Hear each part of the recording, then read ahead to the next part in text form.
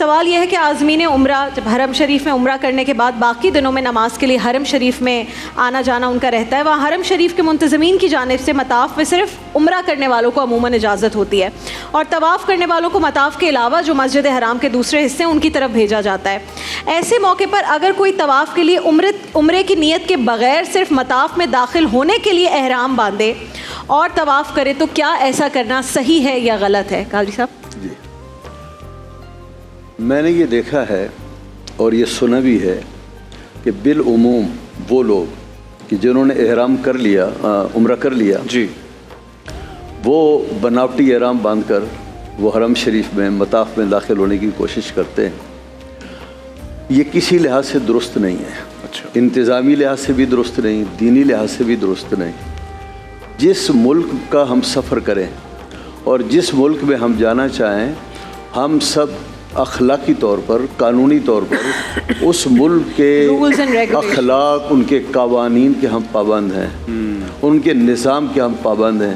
ہمیں چاہیے کہ ہم ان کے نظام کے معاون بنیں، ایسا نہ کریں کہ ان کے نظام میں ہم رخ نہ ڈالنے کی کوشش کریں، اسی کو فالو کرنا چاہیے۔ ظاہر ہے کہ انہوں نے جو پابندی لگائی ہے اس لیے تاکہ مطاف میں عبادت کرنے والے لوگ پرسکون طریقے سے طواف کر سکیں۔ جی، اب اگر اجازت یہ عام دی جائے تو اتنی دھکم پہل ہو کہ جو لوگ محروم ہیں تو انہیں طواف میں اور اگلے مراحل میں ان کے لیے مسائل کھڑے ہوں گے۔ جی، اس لیے میں لوگوں کو کہا کرتا ہوں، دوستوں کو، جاننے والوں کو کہا کرتا ہوں کہ یہ جو احرام ہے یہ ایک طرح سے دھوکہ دینا ہے۔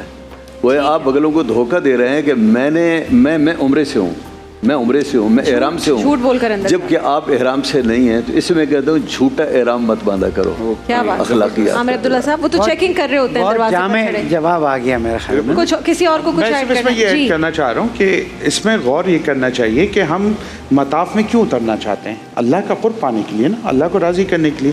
تو کیا اللہ اس کے باہر موجود نہیں ہے؟ یہ دھوکہ ہم کس کو دے رہے ہیں؟ اللہ کو دے رہے ہیں یا اپنی ذات کو دے رہے ہیں؟ تو جس طرح حضرت نے فرمایا نا کہ دھوکے کا احرام ہے، یہ جھوٹ بولنا ہے، دوسرے کے سامنے دکھاوا کرنا ہے، تو میرا خیال ہے اگر اللہ سے میرا آپ کا کوئی تعلق ہے تو ہمیں یہ پتہ ہونا چاہیے کہ اس اللہ نے مطاف کے باہر بھی ہمیں دیکھنا ہے، اور وہ حرم کی حدود ہی ہے، ہمیں وہ پورا ثواب اس کا۔ اچھا، اسی سے متعلق ایک سوال ہے، بچی نے ایک کال پر بتایا، وہ کہہ رہی ہیں کہ عمرے کے وقت پہلے مدینہ جا کر پھر مکہ جانا زیادہ افضل ہے یا پہلے مکہ جائیں اور پھر بعد میں مدینہ جائیں؟ اس میں افضل کیا ہے یا کوئی اس سے فرق نہیں پڑتا؟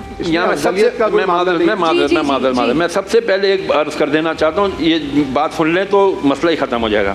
جب بھی عمرے پہ جائیں یا حج پہ جائیں تو یہ بھائی محمد افضل صاحب جو ہے نا، افضل یہ ہے، یہ افضل ہے، یوں کرنا افضل ہے، یہ افضل کو گھر چھوڑ کے چلے جاؤ گے نا، خدا کی قسم عمرہ آسان ہو جائے گا۔ افضل بھائی ہماری زندگی کا بہت امپورٹنٹ پہلے مدینے جائیں افضل ہے کہ پہلے مکے جائیں افضل ہے؟ ارے بھائی افضل کو چھوڑ دو یار، سوال ہے نا، اب افضل بھائی کو نہیں چھوڑ سکتے۔ لیکن یہ ہے نا، اس کا جواب کیا ہے؟ بتائیے۔ یہ عرض کروں گا جی کہ بہت سے لوگ مدینہ شریف اس لیے جاتے ہیں پہلے کہ وہاں جا کر ذرا سستانے کا موقع مل جاتا ہے، بہت زیادہ ٹائم وہاں پر آسانی کے ساتھ وہ لگا سکتے ہیں حرم نبوی میں، اور پھر اس کے بعد وہاں سے پھر وہ احرام باندھ کے جاتے ہیں۔ لمبا سفر بھی نہیں ہوتا اور کوئی بیچ میں کوئی پیچیدگی بھی نہیں آتی۔